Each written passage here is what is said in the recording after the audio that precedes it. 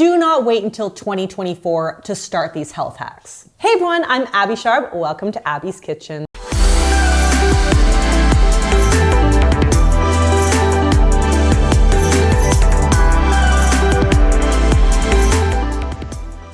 New Year's is around the corner, and I know that for a lot of people, this means a lot of extreme weight loss diets that get abandoned by Valentine's Day.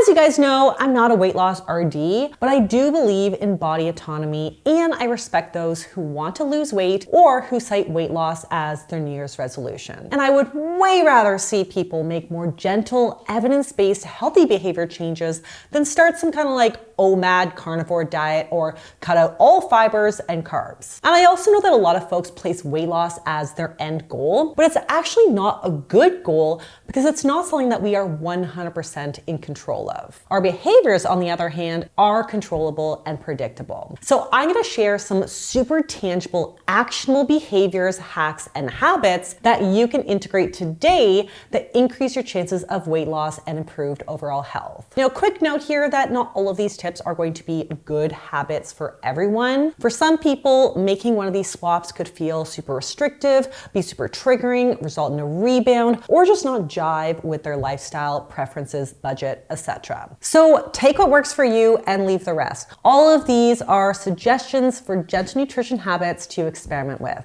And of course, don't forget to hit on my description for my free hunger crushing combo ebook. And I apologize for the voice. My kids gave me laryngitis again. All right, let's get into it. Tip number one, have protein at every meal and most snacks. Protein is king in the satiety hierarchy, which is why it's at the top of my HCC triangle. We know how important maintaining lean muscle mass is for metabolism, weight management, and longevity as we age. And as I discussed in my macros video right here, we also know that focusing on protein is really important when we're in a calorie deficit. Research suggests that people spontaneously consumed 400 calories less when their protein intake went from 15 to 30% of calories.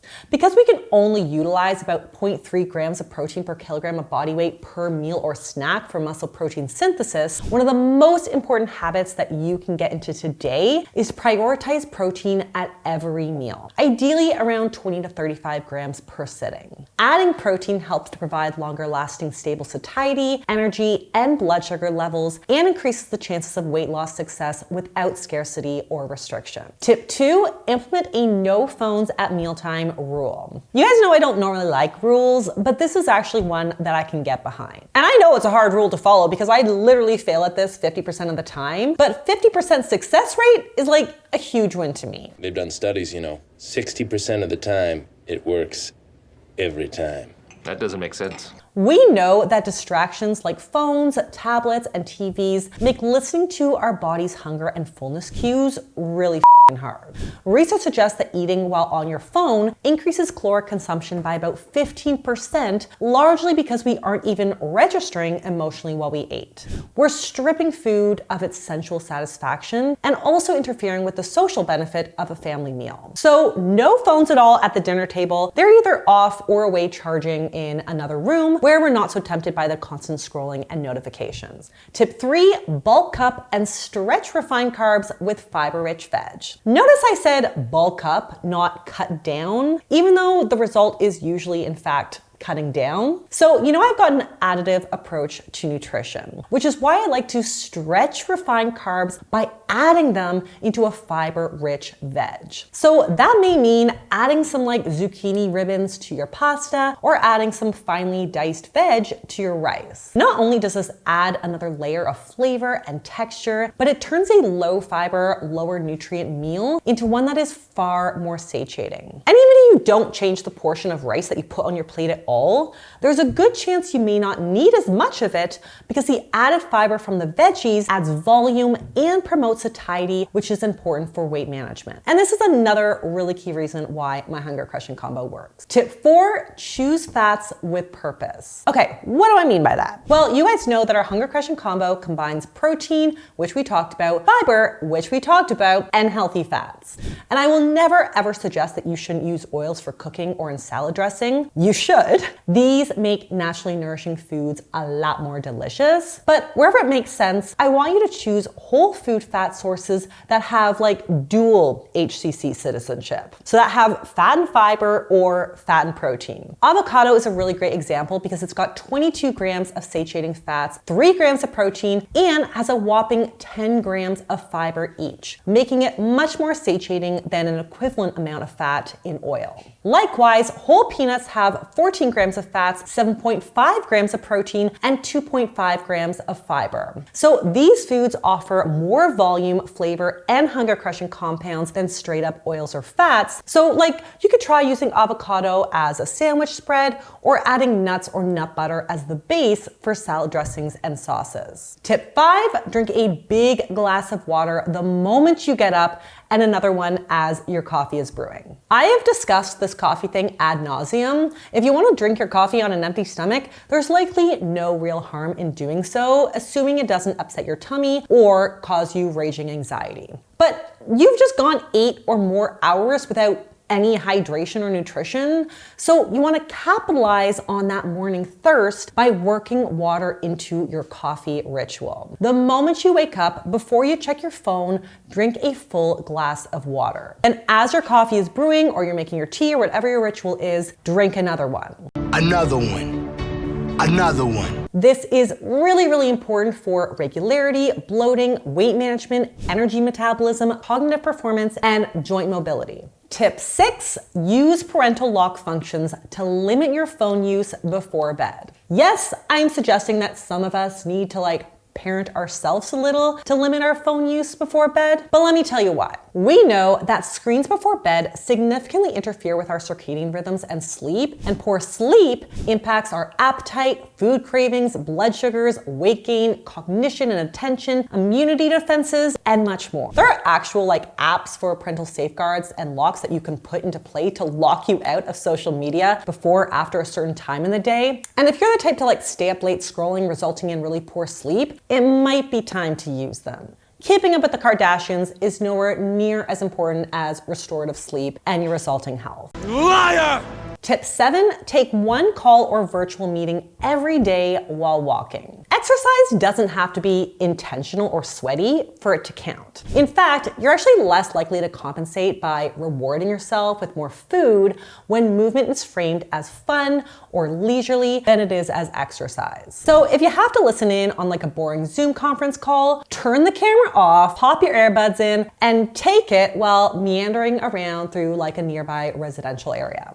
If you're waiting on hold with an airline or bank, do it in the great outdoors. Yes, the elevator music might kill you inside, but if you do survive, you're gonna feel great thanks to the combination of fresh air and gentle movement. This is actually a bonus tip for my ADHDers, but you actually might find that you can concentrate much better at what's being said while simultaneously moving your body. And the best part is, this isn't eating into your busy day. Tip 8, buy a different fruit and veg than you did the week before. As you guys know, I am big on the importance of variety because a varied diet is the most likely diet to meet all of your nutrient needs. Our gut bacteria also thrives on diet diversity. But food right now is expensive, especially fresh fruits and veg. So most of us can't afford to eat 3 different fruits and 3 different vegetables each day at every meal of the week. So make an intentional point to switch up which varieties you buy from week to week. If this week it's apples and broccoli, make next week kiwis and cauliflower. If this week you're making salads with spinach, next week do kale, etc. This not only helps prevent healthy eating recipe ruts, reducing the risk of you throwing in the towel, but it's a foolproof way to ensure greater nutrient variety over time. And speaking of variety, plan 3 mindless breakfasts to rotate with different variations. Unless you're a wellness influencer, no one actually has the mental energy to come up with a fancy new breakfast recipe every day of the week. Mornings are hectic enough, so if breakfast takes too much mental bandwidth, you are much more likely to just grab a croissant or bacon sandwich on the go. See tip 1 about the importance of protein, especially in that morning meal. Research suggests suggest that having a protein-rich breakfast significantly reduces appetite throughout the day and results in fewer calories consumed at your next meal. So I suggest having 3 simple protein-rich breakfast concepts that you always have the ingredients for, and you always have like the time and energy to pull off, and then just adding in slight variations with different toppings. So my 3 are protein oatmeal, protein smoothie bowl, and like a cottage cheese or yogurt parfait. And I switch things up every week with different fruits, nuts, seeds, berries, cereals, and other crunchy toppings depending on my mood. And on the vibe of breakfast, one of my personal favorite tips is to mix high sugar cereal with a high fiber whole grain cereal. I do this all the time because sometimes I just feel like a little Frosted Flake action, but I know that this isn't gonna hold me very long. But I also know that I'm 36 years old and starting my day with like a bowl of sugar doesn't feel super great for me or for my gut. So rather than putting sugary cereal up on a pedestal and telling myself I can never have it again, which we all know gives our friend Tony way too much power, I add it to a bowl of high fiber cereal like Bran Flakes or my morning oats. Oh, I love a little Lucky Charms moment on protein oats. Trust me, if you're a sugary cereal lover, this hack will change your life. Tip 11, experiment with fruit as a sweetener. I'm never gonna tell you not to put honey in your oatmeal or to like make cookies without sugar, but don't underestimate the natural sweetness of fruit. Ripe mashed banana is amazing in oatmeal, yogurt, baked goods, etc. And freeze-dried berries, either like ground up or whole, also adds a ton of flavor, antioxidants, and natural sweetness. Again, this is all about an additive approach to nutrition. So by adding a ripe banana to your oatmeal, we not only are cutting back on the need for a lot of brown sugar, but we add volume and add a ton of satiating nutrition that keeps us fuller longer. Tip 12, drink 2 sips of water in between every sip of alcohol. I could and should do a whole video on alcohol, the good, the bad, and the ugly. But again, I will never tell you not to have an occasional drink if that's what brings you joy. Like I will never tell myself that, but drinking too much too fast is not only damaging to our long-term health, but has immediate unpleasant consequences. Alcohol affects quality sleep, which we already established is bad news bears. It causes constipation, bloating, dehydration, puffiness, and other hangover symptoms. We f***ed up. It also lowers inhibitions, which increases the likelihood of overeating. And of course, it adds excess calories without providing much useful nutrition. So we do see an increased risk of obesity in heavy drinkers. So the new guidelines actually suggest limiting alcohol to 2 drinks per week. And if you drink more than that, to limit to no more than 2 drinks per sitting. To accomplish that, and also to prevent the dreaded hangover, I suggest trying to take a minimum of 2 big sips of water between each sip of alcohol. This will slow you down, prevent overconsumption, and keep you hydrated to mitigate some of the aftermath effects. Tip 13, when dining out, if you can, start with a vegetable-based appetizer or salad. Yes, there's a lot of diet websites that will insist you like fill up on a plain salad or broth-based soup before you eat your main to reduce your calorie consumption when dining out. And honestly, that suggestion is actually evidence-based. So research has found that starting a meal with a salad reduces the meal's caloric intake by 12%.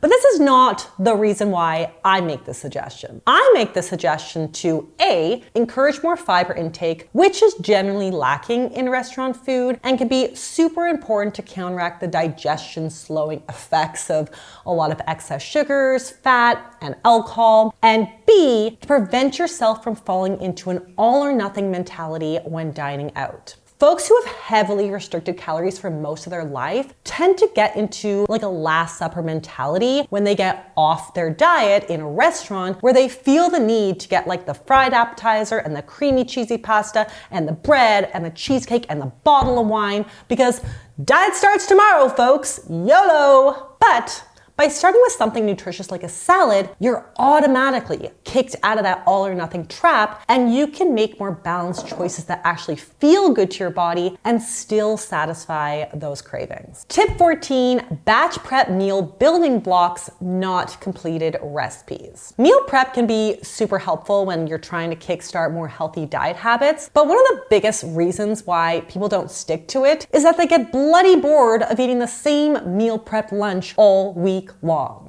I feel that. If you're not excited about your meal, you're more likely to accidentally leave it at home and buy something on the go. So I suggest making big batches of meal components that can be reassembled into a variety of different meals throughout the week. So grill a bunch of chicken breasts or tofu, cook a big pot of quinoa or rice, pan roast a couple types of different veg, and from there you can do salads, sandwiches, soups, stir fries, bowls, tacos, and more. Tip 15, put pre-prepped fruits and veggies in clear glass containers. Our food choices often come down to marketing and convenience. So we kind of have to be good marketers for nutritious foods. One of my favorite ways to do this is by spending about 30 minutes on a Sunday when I get the groceries home to wash and prep all the produce. I put everything into clear containers so that I can visually see what's in them, and then I pop them into the fridge at eye level. Not hidden behind the milk or the leftovers, it's gotta be front and center. So when you get home from a long day and you're ravenous and you will eat whatever is convenient, those pre-chopped fruits and veggies will be like staring at you